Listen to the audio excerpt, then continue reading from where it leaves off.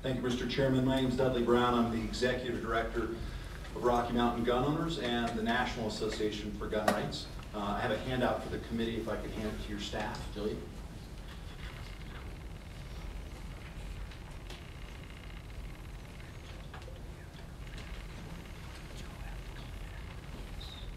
Thank you. This handout is just a little fact sheet about the bill. I've been a firearms lobbyist, pro-gun firearms lobbyist for 18 years now.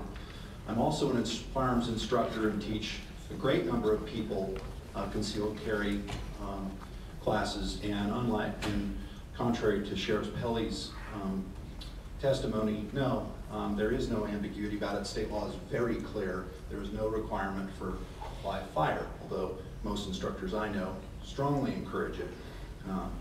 I was involved in that 9-year battle, a raging debate on shall issue concealed carry, and a bill that ended up finally passing the current law we're under with support from both sides of the aisle, because it had to put very strict requirements for sheriffs, because many sheriffs weren't granting their citizens and the people who pay their salary, their bosses, permits.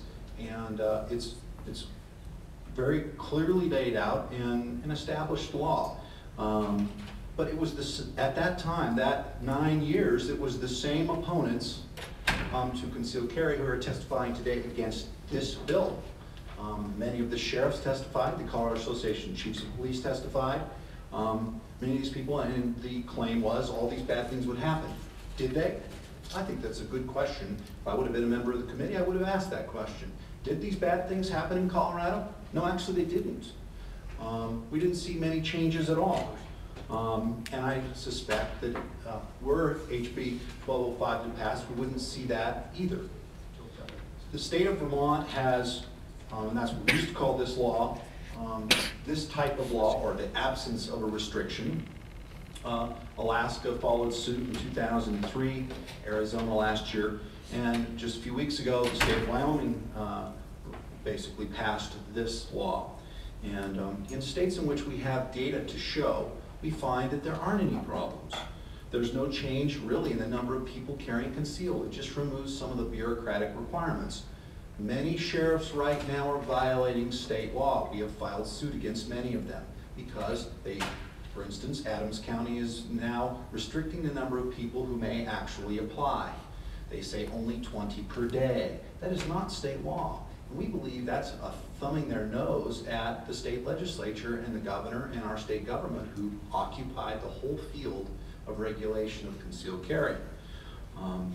So we don't believe that criminals are waiting for the Senate Judiciary Committee or the Senate State Affairs Committee or the House Judiciary Committee to pass a law allowing them to carry concealed. If you're going to go out and shoot a police officer, if that's your mindset, you don't apply for concealed weapons permits. You don't even care what this law says. You're committing felonies. They're not concerned about this. This law is largely for law-abiding citizens who, frankly, do pay attention to what the state legislature does and what the laws are, and frankly, what law enforcement does. I believe you could easily name a bill like this Domestic Violence Victims Protection Bill, because for many females, and I talk to them on a daily basis in my office, they call and say, I'm intimidated by that concealed carry process. And even though I've got good training, the whole process and entering a list and being on this list of somebody who has a permit, I don't want to do that. I'm not that kind of person. I'm a very private person, and they have an ex-boyfriend or an ex-husband or a stalker, and frankly, they're scared. That piece of paper that says it's a temporary restraining order, a permanent restraining order, doesn't do anything for them when they're a nurse late at night, leaving a facility that they work at and going through a dark parking lot. They have to rely either on law enforcement walking with them, which obviously doesn't happen. We jokingly say the reason you carry a concealed handgun is because it's a lot lighter than carrying a police officer. But they have to go through those situations, and we get those calls all the time. They don't want to be on those lists.